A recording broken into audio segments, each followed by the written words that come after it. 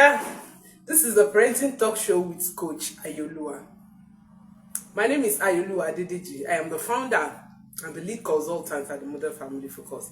Here we are today diving into another interesting topic for parents to learn. Why children resist discipline and how to get their cooperation. Why children resist discipline and how to get their cooperation. Last week we talked about discipline, how to discipline a child without beating, yelling, shouting, and all that. We talked about why those traditional style of disciplines are no longer working, what damage they cause children, and how we can discipline our children without beating them, without yelling, without spanking, without breaking their spirits. Many of us do not know that it is possible to discipline a child without beating. It is very possible. It is very possible. I made posts on discipline on last week, within the week, and I got a lot of comments like our parents beat us. I wasn't surprised anyway. It has always been like that. Our parents beat us and we turn out to be okay. We are doing these things because our parents beat us. We learned how to do this because our parents beat us. Yes, the fact that our parents did all those things doesn't mean that they are okay. They did those things to us because that was all that they knew. They would have done better if they knew better. They would have done better if they knew better. And here we are. I normally say this, that our definition of turning out to be okay is questionable. Because if truly we are okay, our society, our environment will not be the way it is. We have aggressive people everywhere, people that are careless about how their actions affect other people, and we say we are okay. We are not actually okay. We are just adapted. We have adapted to the pain that the harsh discipline has caused us. So today we are looking at why children resist discipline. I have heard parents say, "Hey, you said we should not we should not beat our children. And when we talk to them, they don't listen. When we ask them to do this, they don't listen. How else do we, discipline them or get them to do what we want them to do?" That's why we are diving into this topic today.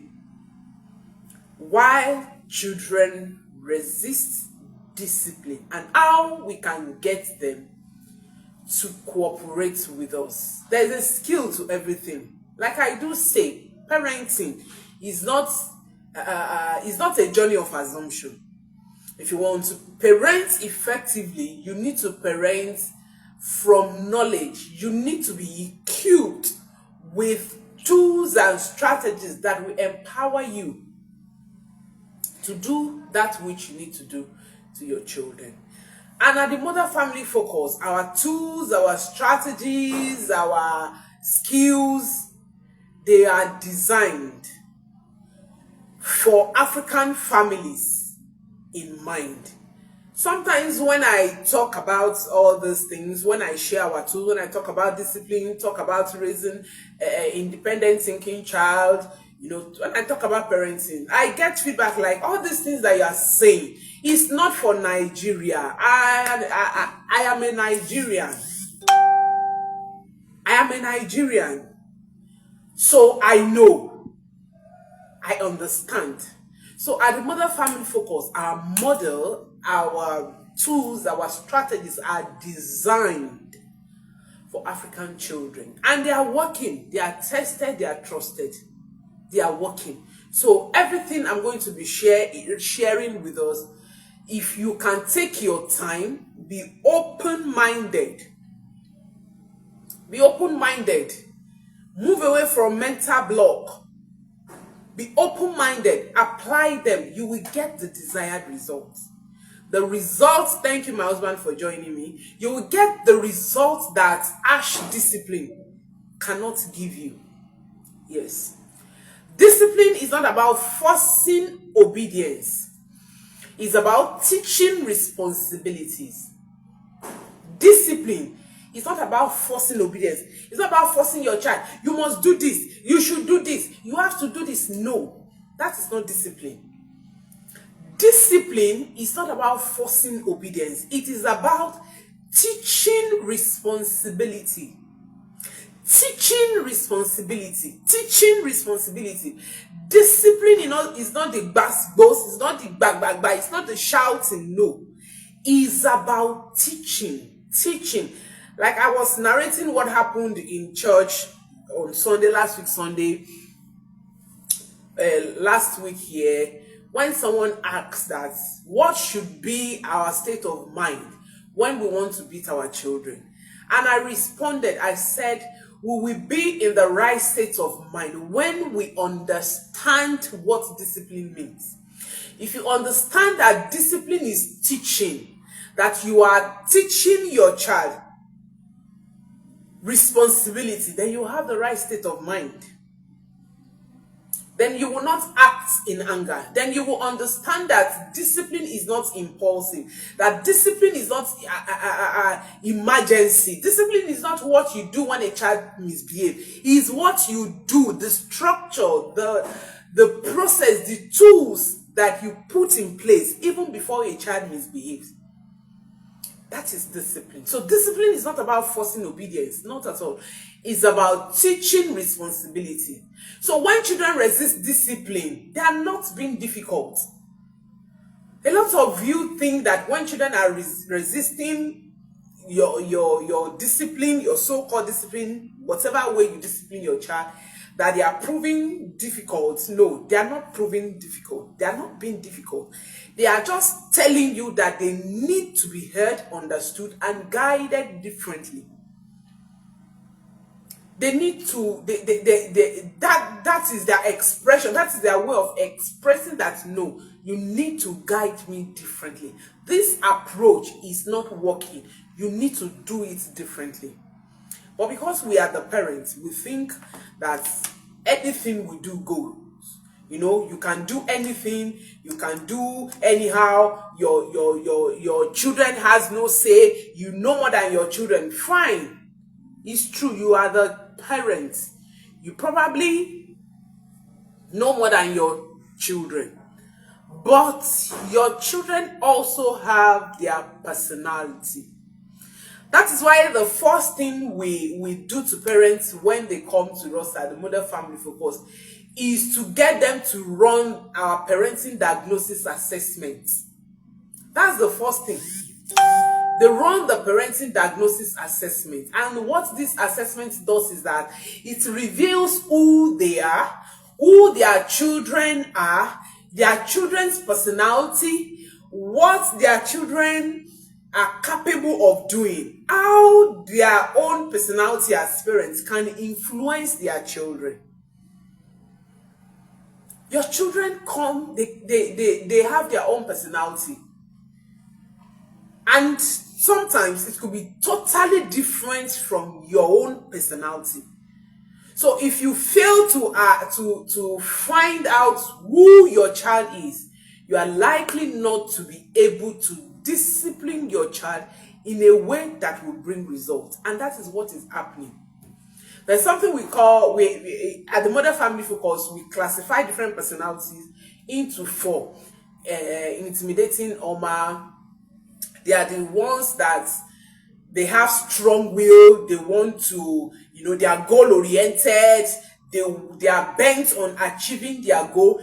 If you are a creative convertible, there are people that always love play. Oh, Dubemi Peter, thank you for joining me. I recognize you. If you are a parent who is a creative convertible are people that love fun. They are the parents that will forget their children's own fun.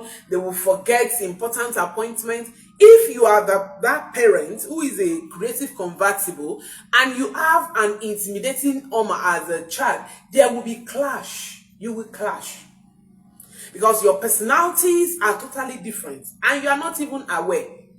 So when you are trying to discipline your child, and that child is resisting, you are offended and you term that child that you are rude, you are stupid, you don't do this. No, you haven't put your child's personality into consideration.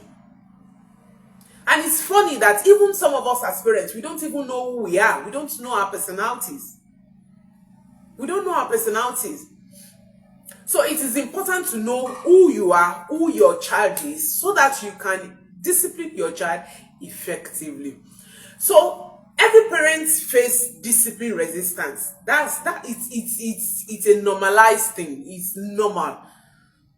So you need to normalize your struggle. Don't see your child as a child from another planet. Sometimes parents will tell me, you are saying children are not difficult. You are saying no child is stubborn. I need to bring my child to stay with you. Then you will understand what I'm saying. No.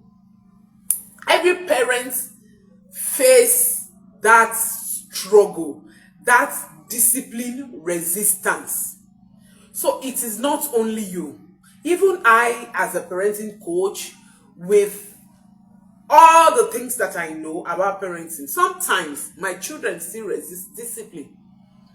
So it is a normalized thing. Normalize the struggle.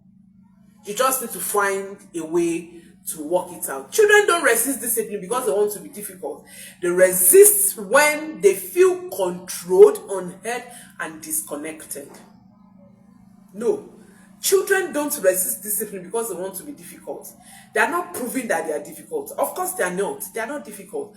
But they resist when they feel that they are being controlled. Of course, no one loves to be controlled, even as adults. But we parents, we think because we are the parents, we should control everything about our children, everything that our children are doing. We want to control what they eat, what they see, what they do, the clothes they wear, everything. We even want to control what they think. We want to control who they make friends with without giving them autonomy. So when a child feels controlled, the child will resist discipline. Should we leave our children on their own? Of course, no. But there's a better way to get children to cooperate with discipline. There is a way to get children to understand that you are not disciplining them because you hate them. You are disciplining them because you want them to learn certain skill. And that is what discipline is all about. So children resist discipline when they feel controlled, when they feel unheard, and when they feel disconnected. So let's look at why children resist discipline. When a child resists discipline, they are not rejecting you. And this is one of the things that turn most parents off. They are not rejecting you. They are fighting for control over their world. They have their own world and they want to be in control. They want to be in charge. Children, they have feelings. They think. They are not rude. They are not animal. They are human beings. So they are not rejecting you when they resist your discipline. They are just fighting for their world. They are fighting for control for their world. And discipline should guide. Discipline should not overpower. Did you get that? Discipline should guide. Discipline should guide. Discipline should guide. Discipline should not overpower. When you are disciplining your child in a manner that overpowers, your child will completely disconnect from you and your discipline will not be effective. And there's need for you to be connected with your children before you can influence them. If you are not connected to your child, you cannot influence them. You cannot control them. You cannot discipline them. You cannot. So discipline should guide. Discipline should not overpower. So let's look at the science behind resistance.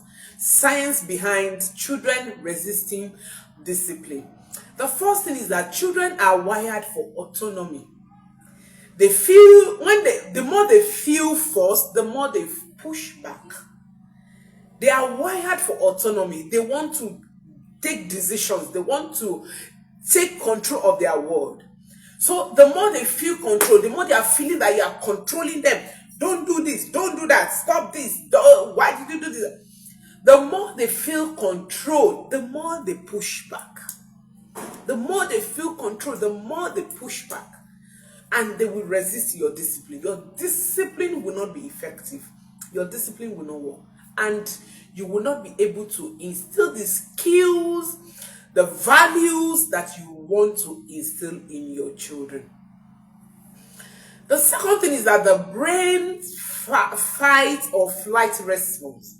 When children feel controlled, their brain reacts as if they are in danger. This is what happened. Okay, let me explain this better. When you want to eat a child, or when you shout at the child, especially if it has been continuous, what happens is that there's a section of the brain of a child that switch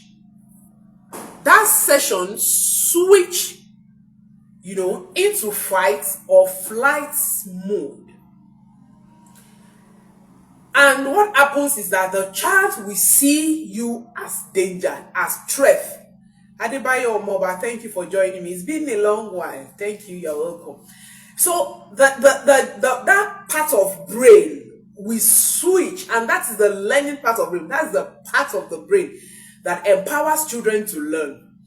So when you want to eat a child, or you shout at a child, what happens immediately is that part of the brain switch off to fight or flight mode. And what happens is that the child wants to defend him or herself.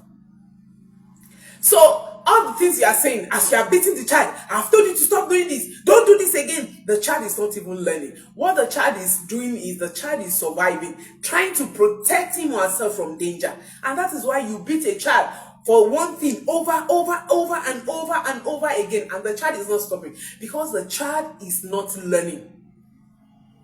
So before you can teach a child, before you can correct a child, you need to prepare a conducive environment where that section of a child's brain is ready to learn. That's why most of the time when we want to correct our children, we engage in conversation. Okay, you have done this. Why did you do this? And believe me, most times children have good intention with almost everything they do. It may be hard for us to believe, but that is the truth. Children have good intention for everything they do. It is only adults that have bad intention. Children have good intention. So we engage them. We make them to express themselves. Why did you do this? What make you think or feel that you should do what you do? And they explain, okay, fine, you have done this. Don't you think if you have done this, you would have done better? So what should you do next time? Discipline is equipping children to make better choices, while punishment looks at the back and inflicts pain for a mistake that a child has made. Whereas discipline looks forward to the future and it equips children to make better choices. So when a child's brain switch to the fight or flight mode, they will feel controlled, and the brain will automatically react as if they are in danger.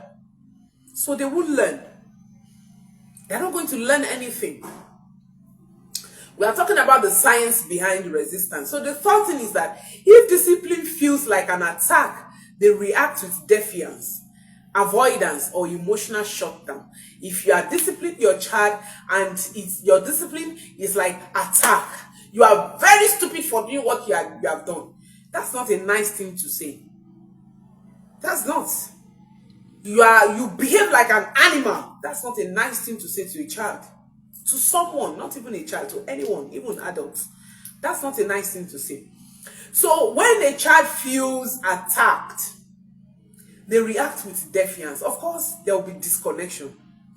So they react with defiance. They will resist. They will not comply, and there will be emotional shutdown. And when a child is shut down emotionally, you can't correct the child. You can't influence that child. You can't teach that child anything.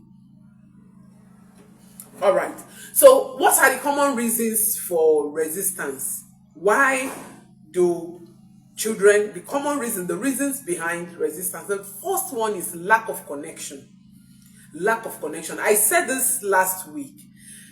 For you to correct your child, you need to connect with your child. If you are not connected with your child, you cannot correct your child. Take this and have this at the back of your mind. Anytime you want to react when your child misbehaves. Lack of connection. A child who is not connected to you, you cannot correct. Forget that you are the parent. It is not automatic that your child will be connected to you because you are parents. No. Don't make that mistake of believing, because I'm the mother, because I'm the father, because I'm providing, because I'm doing this, I'm connected. No. Connection is a thing of the mind. It's an emotional thing. I was in a public speaking. I was teaching a group of parents, and during question and answer, a parent asked a question, and she asked that why is it that when from her question, she has an housemaid, and she's feeling like when she asks her child to do something, the child will not do it, but when the housemaid asks the child to do the same thing, the child will comply. And I said it's simple. You are not connected to your child. It is the house help that is connected to your child, and that is why your child will respond to the house help and not respond to you, the mother. So connection is not automatic. You can be the parent and your child is not connected to you. You can be providing for your children's needs and they are connected to someone else if you do not nurture your connection. Your connection with your children is what you should nurture, because if you are not connected to your children, you cannot correct them. So lack of connection is one of the common reasons why children resist discipline. Children listen more when they feel emotionally connected to their children, to their parents. They listen. They listen. Like I said last week during our Sunday school class, that every moment of beating, every time you beat a child, it is a moment of disconnection. You are disconnecting with your child, whether we agree or not. It's okay to disagree, but the results are there. Every moment of beating is a moment of disconnection.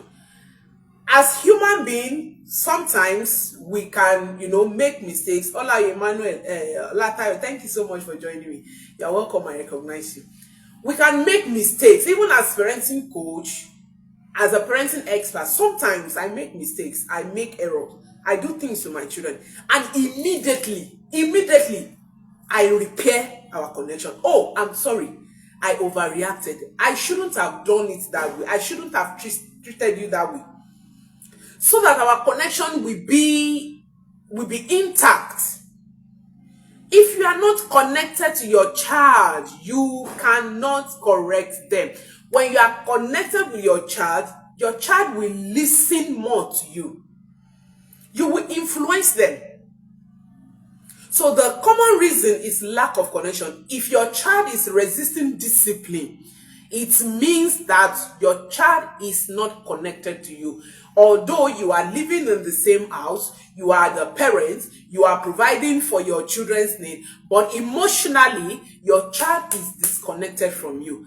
A father shared with me, because when I made that contribution in the church, everywhere was upside down. Ah, you saying we should not beat our children? We will beat our children and all that. And a father, someone that is old enough to be my father, he was vulnerable enough and he shared his experience with us. He said that he was battered, he was mishandled, all in the name of discipline. All in the name of discipline. He said today, his mother is living in the house he built, that he builds a house for his mother at Lagos, that he gives the mother monthly allowance, he's taking care of the mother, but the connection is not there. That was what struck me. He said the connection is not there because of how she treated me. And that is what is happening today. I work with teenagers, I work with children, and I hear what most of them say. But most of us think because we are meeting our children's needs, they are living under us, so it is automatic that they should be connected with us. No, you will nurture your connection with your children as you nurture your connection with your friends, with other family members. You nurture your connection with your children intentionally. Intentionally. It's so sad that we nurture every other relationship, but we fail to nurture our relationship with our children because we think that they are young. No, they are human beings. They are not tree. So the second reason, we are looking at the common reasons why children resist discipline. The second reason is too many commands. Too many commands. If everything is a rule, children start ignoring all rules. Your house shouldn't be a military ground. Rules, rule. You must not do this. You must not do that. No. Be flexible. Be flexible. At times, we allow our children to do anyhow, to make errors, to make mistakes. It makes them feel at home. It makes them feel at home, and it gives us room to correct them. Some of us, the fear of daddy and mommy is the beginning of wisdom. And it's so funny that some of us even brag about it. I don't take nonsense. I don't tolerate nonsense. Even my children know that I don't take nonsense. And behold, when I moved to those children, I discovered that all of the nonsenses are happening right under the parents' nose without them knowing. Those set of parents that will say, I don't take nonsense, I don't tolerate nonsense, my children know that I don't take this. They are the set of children that gets molested right under their parents' roof. The person they are feeding, the person they are providing shelter for, they are the one molesting their children. And their children could not tell them. All in the name of discipline. No. Discipline should not break down someone. Discipline should teach. So when everything is about command, everything is a rule, the child starts ignoring rules. Sometimes be flexible. In our home, we have daily routine. It's well stated out. Everyone knows. They know what to do when they wake up. They know what to do one after the other. That's why sometimes when some people say, if I don't beat my child doesn't comply. No, it is not your child's fault. It is you. You have not done the right thing. They know what to do when they come back from school. They know. But sometimes we put the routine aside and they do things the way they like. So everything shouldn't be about commands. When everything is about rule, the child starts ignoring rules. Then the next thing is power struggle. Like I said in the introduction, that children resist because they want to feel in control. You know, it's funny when parents say, my children want to prove that they know. Of course they know.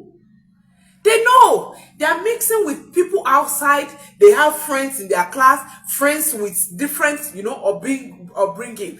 They actually know. I have been in a situation where I need help and my children bailed me out. If I had known, will I need them? Of course, no. So we don't think because we are the parents, we should always be in control. No. Give your children autonomy. When you give them autonomy, They will comply when you are disciplining them. They will follow your disciplinary measures. So when they feel control, that mommy is just controlling us, daddy just don't want us to do. Some of you, your children will do something, you won't even listen. Why did you do this? The child will want to exercise. Keep quiet. Am I asking you to talk? Will you keep quiet? No. They will resist your discipline because there's power struggle. You want to be in control. The children want to be in control. Should we leave our children? No, that is not what I'm saying. But we should guide them. We should guide them. We should not control them. We should guide them. And there's a way we can even control. There's a way we can control our children that they will not realize that we are controlling them. We just didn't know how to do it. Every rule, every routine that we have, every family policy that we have, whether digital or everything, it is our idea. My husband and I, they are all our idea, but we involve them. We tell them, this is what we want, this is what we need to do. What do you see to it? We will all contribute. Our children are quite young, but we involve them in decisions, especially decisions that involve them. See, this generation, they are not generation that you will say go and they will go. No, they will ask you why. And if you want to parent effectively, you tell them the why. They are not like baby boomers. They are not. They are generation, I call them generation Y because they will ask questions. Questions upon questions. Questions upon questions. Why? Are they proving difficult? No. They want to know. They are a generation that want to know. They want to know. And you need to let them know. So, power struggles. Another one is harsh discipline. Yelling and punishment make kids resist even more. Data is available. If you still belong to the group of people that would say, I will beat my children, it's my children, allow me to beat the way I like, please come off it. You can discipline your children without beating. Beating is not discipline, and discipline is not beating. They are two different things. Yelling is man-made. You created it. You can stop it. It makes children resist more. A child does this, bah, you are slapped. The next thing, go, you are slapped. This is, bah, you are slapped. They will resist.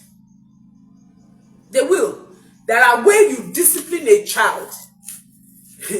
last week, yes, I think last week, our daughter's classmates, two of them, they were twins, they were celebrating their birthday. And she came, she said she would like to give them biscuits as their birthday present. I said, that's fine. You can take 2 biscuits for them. And she took biscuits for them to school. And she came back. When they came back from school, I asked, oh, were you able to give your classmates the biscuits? She said, no, I didn't give them. Oh, so you brought them back? She said, no, I ate them. I said, you ate them with your own? She said, yes. So you ate 3 biscuits at once? She said, yes. I said, okay. I said, that means it was on, yes, it was on Tuesday. I said, that means for Tuesday, Wednesday, you are not going to school with snack. She said, yes, I know. Don't worry, I can cope. Fine. Why should I beat her? That was her choice. But me, I'm not going to provide another biscuit or another snack. And she knew. Some of us, we are so unpredictable. Our children cannot predict us. Predictability is a tool for effective parenting. It will guide you. It will empower your children to behave well. When they know that if I do this, these are the consequences that I will face, they will behave well. She said, no. As I wanted to say, she said, I know. Don't worry, I can cope. Shebi is Wednesday, Thursday, I will not go to school with snacks. I can cope. And that was what happened. We didn't get snacks for her. So harsh discipline make children resist. If I had beaten her, some of us that believe in harsh discipline, what we'll do is to beat the child and still buy another biscuit for the child. No, that is not discipline. That is not. The child won't learn. So that situation taught her that you are responsible for your decision. You decided to eat 3 biscuits a day instead of 1. Fine. The other 2, you go to school without snacks. Simple. The lack of explanation. Children are more cooperative when they understand why rule exists. Your children will not follow rules that they don't understand. They don't. They won't. They won't. Don't be that parent who will say, I asked you to do this thing, and the child is asking, I say, keep quiet. I just say you should do it. Do it. Keep quiet. No. If they comply, it will be out of resentment. And if you have a child that has a personality that we call them systematic fault at the Model Family Focus, they follow system, they are thinking, they are reasoning, they follow system. So they want to know why. That's the personality of our son. If you ask him, can you please get up? The next thing is why. It's not being rude. He just wants to know why. Those kind of people, they don't give in to commands that are not logical. Okay, this cup supposed to be like this, and you ask him to place it. Why? It is your responsibility as parent to explain the why. Okay, this is why I asked you to do this.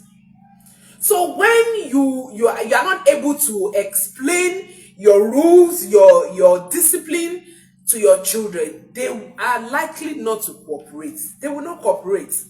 They will resist your discipline, and that will be frustrating. Children don't learn from punishment. They learn from connection. So to discipline effectively, you need to lead with love, not fear. Lead with love, not fear. Lead with love, not fear. There's nothing like beating out of love. I've heard parents say, I'm beating you because I love you. What's the meaning of that? We associate pain with love. No, love is not painful. And that is why a child can wake up one day and think of killing his or her own parents.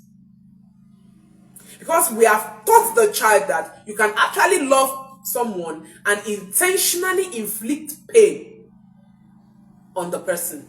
The reason why some people remain in abusive marriage is because they have been conditioned that you can be loved, and still the person that claims to love you still inflicts pain on you. A man is beating a woman every now and then, and they say things like, he loves me, we love ourselves. Just that my husband is a very good man, he's a nice man. Just that when he's angry, he beats me up. And you remain. You cannot even stop the man from beating you. It is because the person's brain has been conditioned that love and pain goes together. That is not true. If you truly love someone, you will not intentionally inflict pain on that person. So to discipline effectively, you need to lead with love. Lead with love, not fear. So how do you get your children to cooperate? You want to discipline them. The discipline now, my discipline is not the kind of discipline that most parents think, that beating, slapping, hitting. No. I mean teaching, allowing children to face consequences of their behavior. The consequences for their wrong choices, allowing them to face it. So how do we get them to cooperate? The first thing is to connect before you correct. I said that earlier. Connect before you correct. Connect with your children before you correct them. If your child is disconnected from you, your child is not going to cooperate.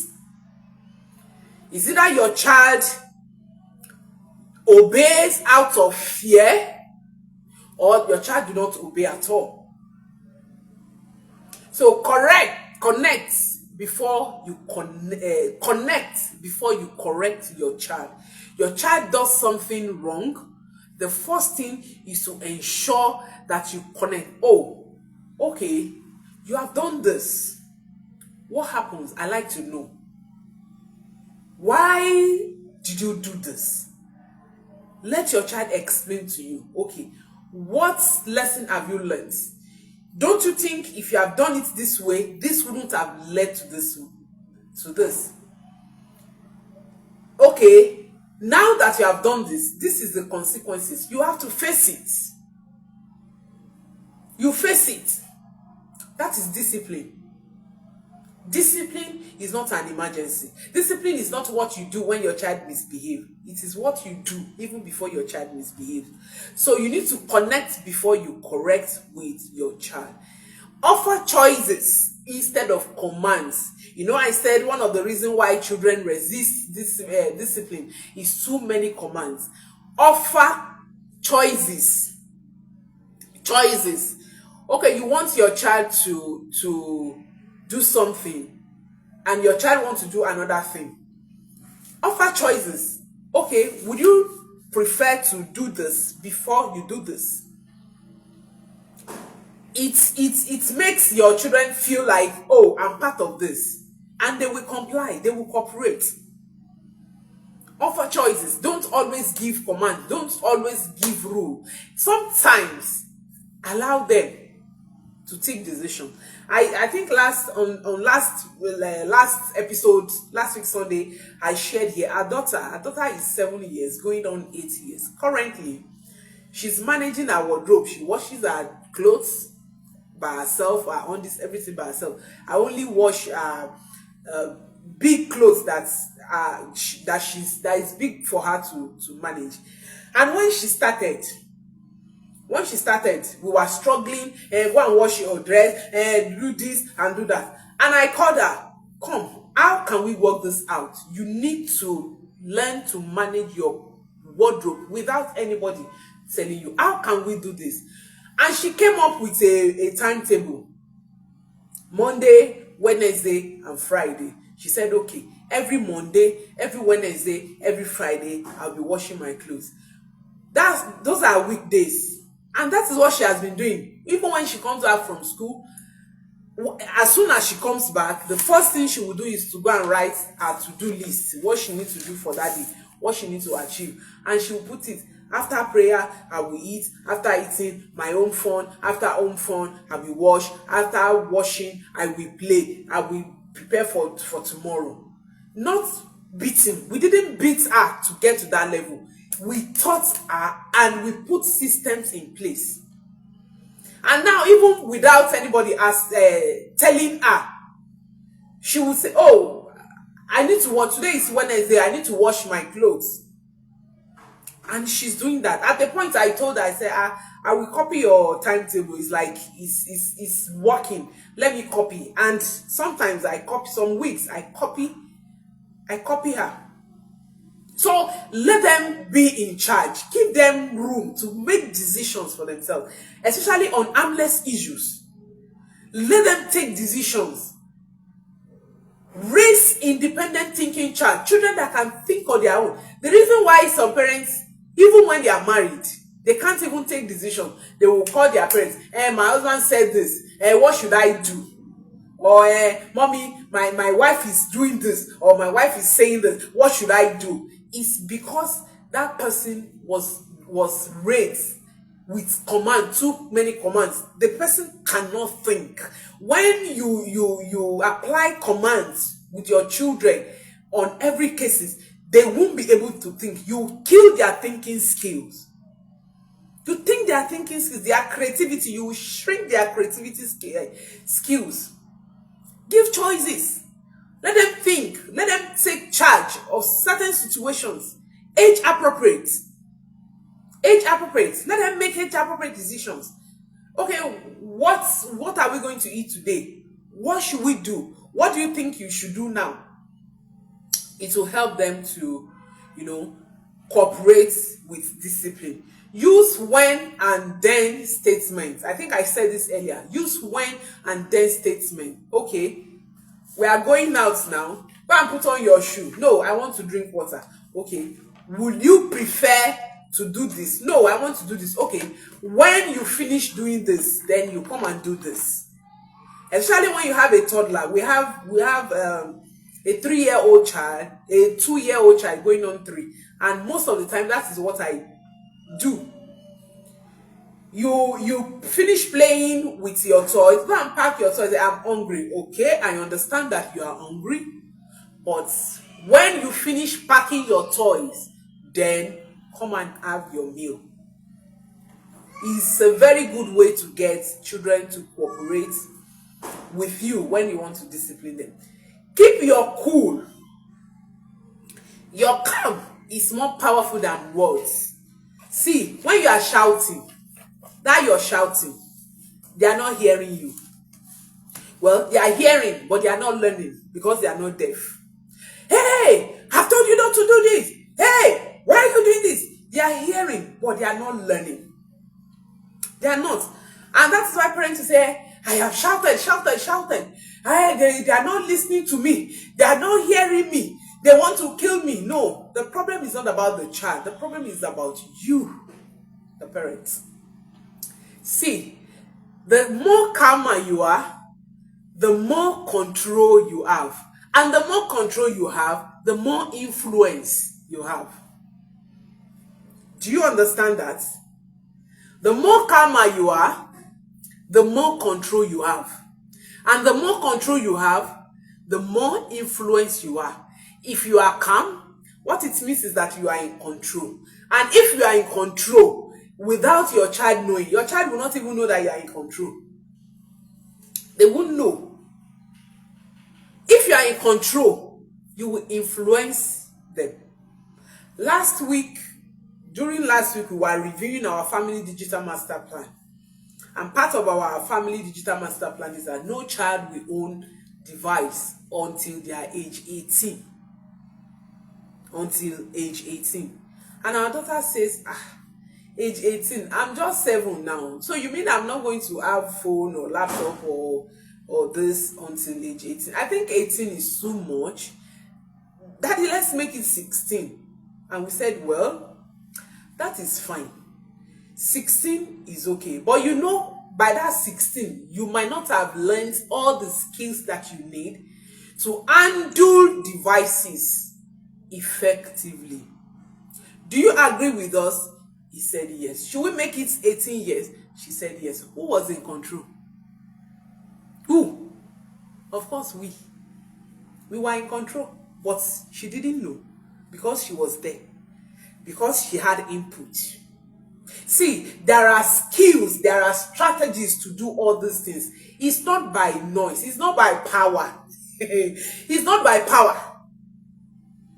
And that was how we incorporate that into our family digital master plan, that no child in our house will have laptop, screen, phone, iPad, or whatever it is of their own in our family. We'll have a general one for the family that everyone have access to. But that one person will have this and say, this is my phone, this is my laptop. No. Until you are 18.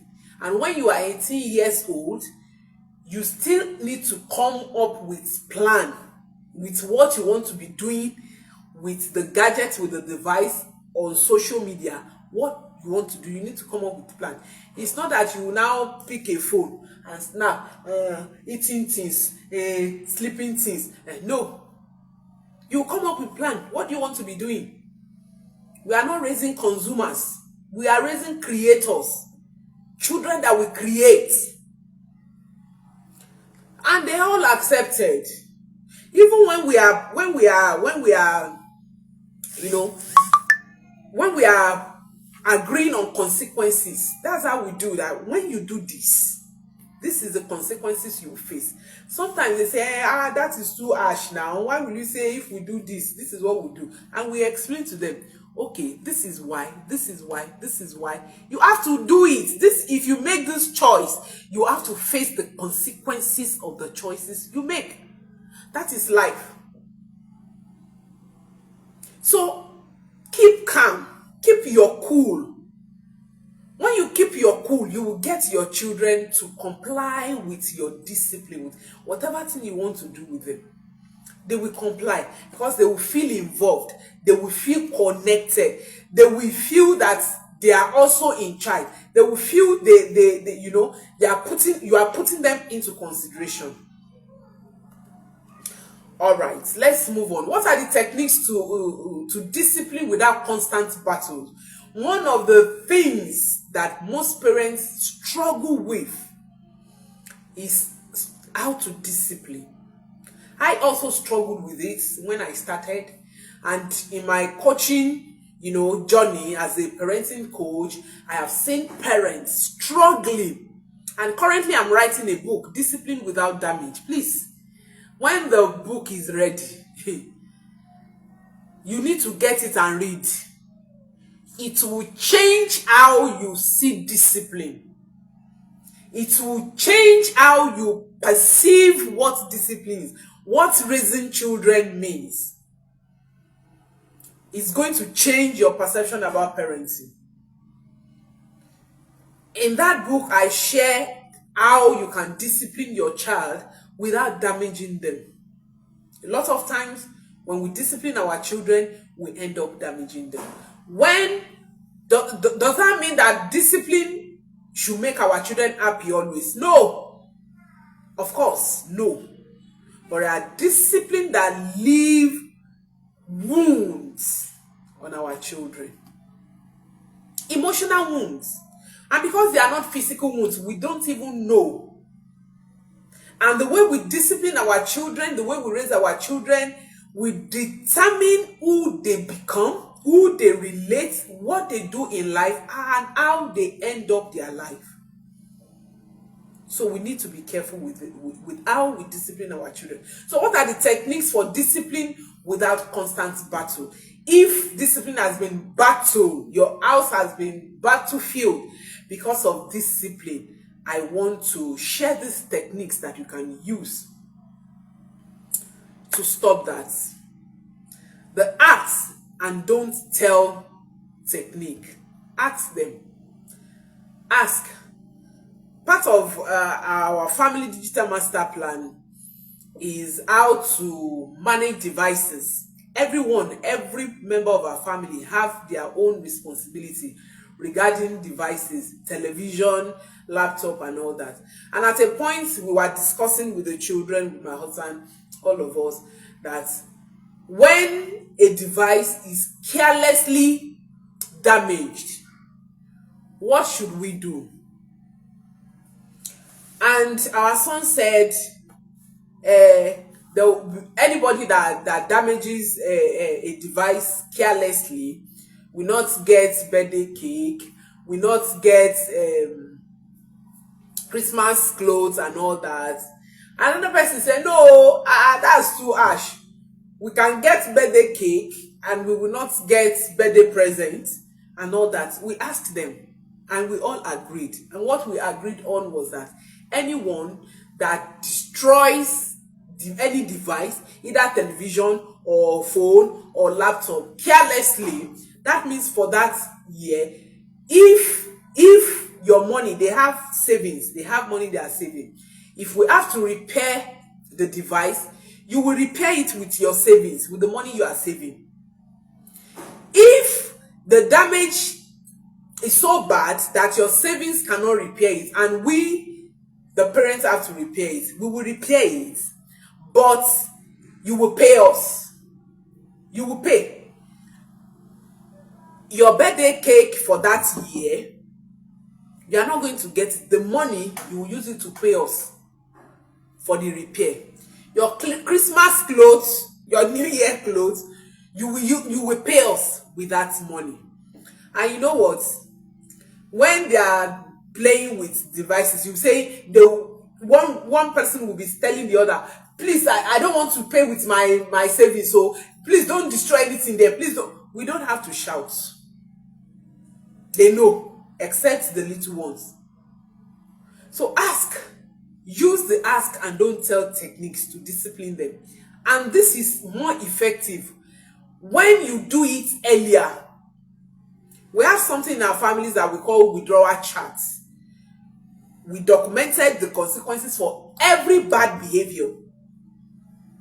We documented them and we put down the consequences together with them. So sometimes even when they misbehave, we don't need to remind them. They know the consequences already. We ask them and we agree. Then create predictable routines. Create routine. Routine is powerful. Create routine. When you create routine, you will the children will understand what is expected of them. Write it down. Agree. That's what we do. Especially for school, during school season, at the beginning of each term, we create routine. We sit down together. Now you are resuming back to school. What are the things that you need to do daily? We write them down. This is what you are supposed to do. When you wake up, this is what you need to do. Okay, what do you need to do? We agree. We create routines. So they know what is expected of them. Last time, part of their routine was siesta. That after eating, excuse me, after their lunch, they need to have siesta. And in the beginning of this time, they said, no, please, we don't want siesta. Let's remove siesta. And we removed siesta from their routine.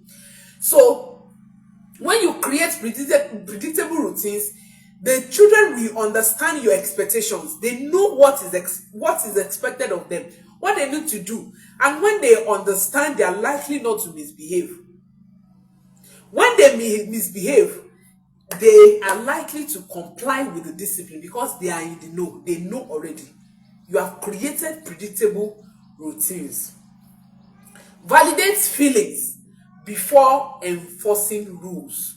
We are talking about techniques for discipline without constant battles. Validate feelings before enforcing rules. Your child is crying, and what you are saying is, will you keep that dirty mouth shut up? Without finding out why. Why? Some of us will even beat children. That you beat a child and a child is crying and you say, if I hear you cry. So what was your aim of beating the child? You validate their feelings. Validate their feelings. Every feeling is important. I believe, and that's what we teach at the Model Family Focus, that there is no negative feelings. Anger is not a negative feeling. It's not. Anger is devil's anointing. When your child is angry, you now say, what is making you to feel angry? As a parent, don't you feel angry? So if you feel angry, what makes you feel that a child doesn't have right to feel angry? Our children, are they rude? They have feelings. They have feelings. So before you enforce rule, validate their feelings. The reason why a grown-up man dressed in suit, driving exotic car, with park car because someone bashed him, and we roll or remove the suit and start fighting, is because the parents did not validate that child's feelings. When you validate your child's feelings, in fact, that's the very point of connecting with your child. Whatever our children, whatever thing they do, the first thing is, okay, I understand that you are feeling sad about this, but you have to face the consequences. There was a time our little baby, we were cooking and the food was not ready, and They were saying, I'm hungry, I'm hungry. So we decided to make beverages for them. And he brought out his cup. He was crying, mommy, give me tea, give me this. I said, hold on, hold on. So because I didn't respond early enough, when I served him his beverage, he flunked the cup. He flunked the cup. And the beverage poured. And he started crying. I said, fine, I understand that you are feeling angry because I didn't respond to your request on time. However, you have wasted your beverage and I'm not going to give you another one. So, you have to wait till the food is ready. He cried, he cried, he cried. Oh, you are angry. It's okay. It's okay to feel angry. It's okay, but I'm not giving you another one so that you will learn to control your anger. Why do I need to beat him? He was angry. He has right to be angry. And he expressed his anger negatively. And I need to teach him how to express the anger constructively. And that was what I did. And I didn't give him another one. He was barely 2 years. And he's going on 3 now. He has never tried that nonsense with me again. He has never. He has never. So validate your children's emotion. It is okay for a child to get angry. Don't say, hey, come here. You are rolling your eyes at me. Come back here. If I slap that your face, you will go blind for 3 days. That's how you say it now. Abby? No. Your child is rolling the eyes because he's angry. Your child has the right to be angry. You call your child back. Come here. I understand that you are feeling angry, but it is disrespectful to do that to me. Can you try again? Can you do that again? Can you express your anger constructively? And without you telling them to apologize, you will see them apologizing. Those are the techniques that we use and that we teach parents, and it's working. It's working. Even without you saying, can't you tell me sorry? If you are the parent that will, when you discipline your child just walk away and you say, hey, can't you tell me sorry? Don't you think you should tell me sorry? Something is wrong with your parenting style. Because if you have done it right, if you have corrected your child in the right way, you don't need to tell your child to say, hey, come and tell me sorry. Naturally, your child will say, oh, I'm sorry. And I will insist, can you try again? Can you express your anger? I understand that you are feeling angry. It's okay. It's okay to feel angry. I also feel angry. It's okay, but can you express that anger respectfully? Because you are angry doesn't mean you should be stupid. You shouldn't be rude to me because you are angry. And the first thing will be, Mommy, I'm sorry. And they will correct themselves. So validate feelings before enhancing rules. Model what you want to see. Don't say a thing and do another thing. This generation of our children, they are taking note of everything that you are doing. Every damn thing that you are doing. They are taking notes. They are taking notes. So what you want to see in your children is what you should do. You want your children to respond to you calmly, respond to them calmly. You want your children to respect you, respect them. You want your children to honor you, honor them. I was teaching some set of parents in a public speaking engagement, and I talk about parents respecting their children, parents honoring their children. And a man stood up and said, you are saying we should respect our children. I am the father. How should I respect my children? And I explained, the way you talk to your children, the way you discipline them, it shows whether you respect them or not. And you know what? Children are good copycats. What you give to them, they give back to you. But unfortunately, most times we are not receptive to what they give back to us. If you talk to your children, and you are every time you are stupid, you are mad, you are this, you are that, they will be rude to you someday. They will. So anything you want to do, you want to see the values, the skills you want to see in your children, model it. Model it. Model it. If you can model what you want to see in your children, 70% of your job is done as a parent. You don't even need to call them and teach them. They will do it. Have you seen a situation where those of you that have a boy, a male child, picking your tie, our children does that. Pick your ties, trying to wear it, trying to wear daddy's socks and daddy's shoe. What do you think they are doing? They are learning. Every morning that you are dressing up, they are learning. And they want to practicalize what they are seeing. And that is what is applicable in parenting. All the values that you want to see in your children, model it. When you model it, you will see your children doing the same thing. The next thing is use playfulness to get things done. Use playfulness. We run a whole course on play at the Modern Family Focus. Play therapy course for parents. You can use play to teach values.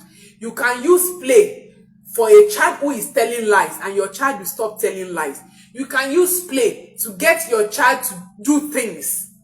Play is a powerful tool in parenting, but you don't know. All this, my child is playing too much. My child loves to play. All this about play is because you don't know how to use play as a tool in parenting.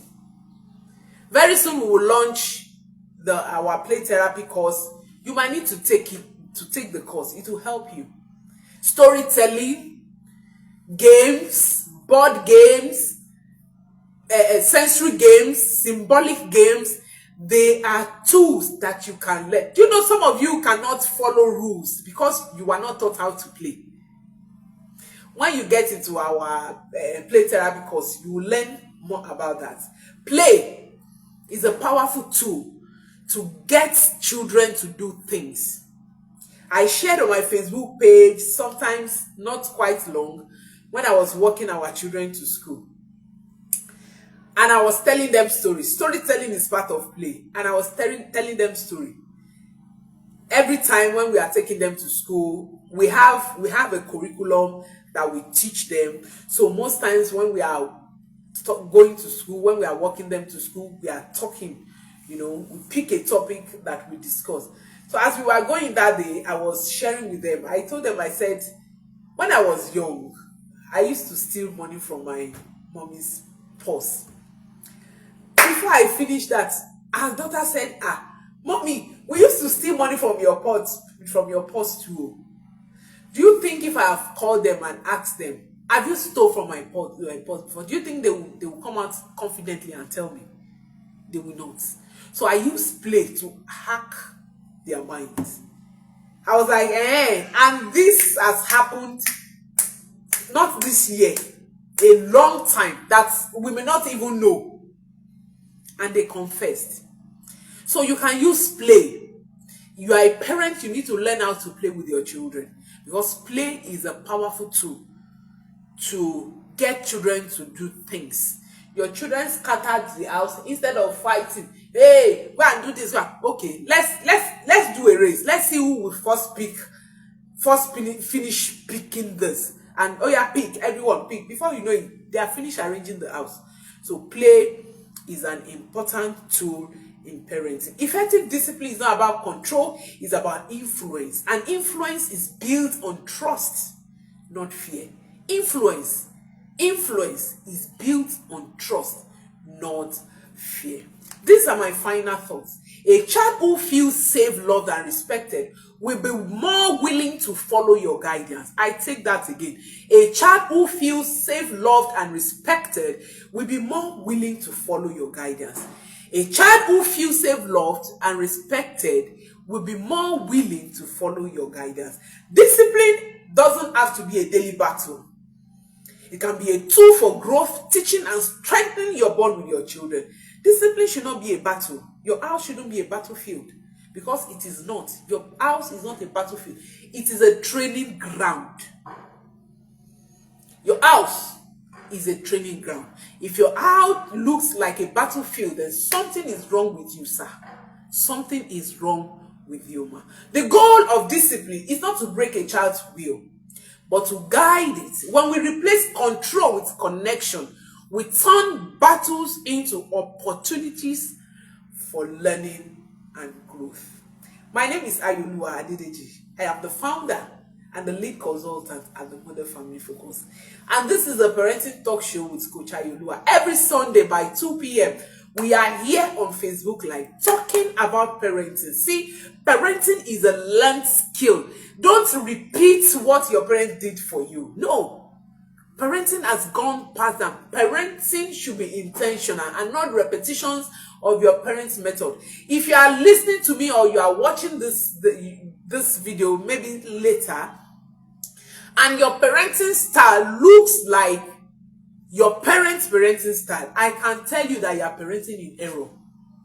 You are doing what? You are parenting in error. There are things to learn. There are skills you need for effective discipline. Don't belong to the group of our parents beat us and we turn out to be okay. You are not okay. Even from the response, we know that you are not okay. You are just adapted. You have adapted to the pain. So every Sunday by 2 p.m., do well to join me on this platform. I have designed this platform to equip parents. What we do at the Model Family Focus is that we teach parents how to parent.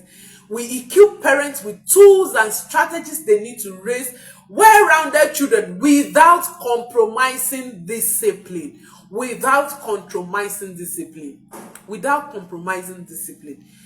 Your children's teacher needs to be on this platform because they are co-parenting with you. My children's teacher, they are on this platform. Even their old school, they are on this platform. Yes. So anything I'm saying, that the proof to it. Your families, your friends, please share the video, the video link, the link for this live session. Share it with them. Let everybody learn so that we can have a wholesome society. We didn't turn out to be okay. The way our society is means that we are not okay because the family is the smallest unit of the society. Here is me saying goodbye. Until next time, keep parenting with intention. Thank you for joining me. Adebayo Omoba, Olatayo Emmanuel, thank you so much. Odubemi Peter, and of course my husband, thank you so much for joining me on today's edition. See you next week. Bye for now.